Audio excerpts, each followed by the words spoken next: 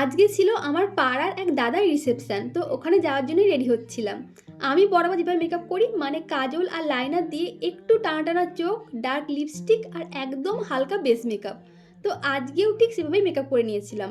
আর আজকে আমি পরেছিলাম একটা সিল্কের শাড়ি।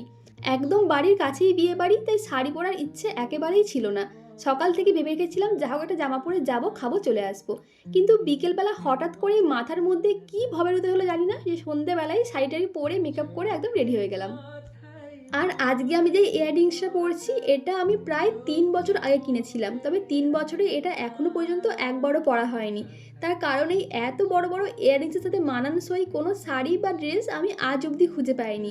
তবে হঠাৎ করেই দেখলাম যে আজকে এই শাড়িটার সাথে এই ইয়াররিংসটা ভীষণ ভালোভাবে ম্যাচ করছিল, বিশেষ করে শাড়ির এই গোল্ডেন কালারের পার্টটার জন্য।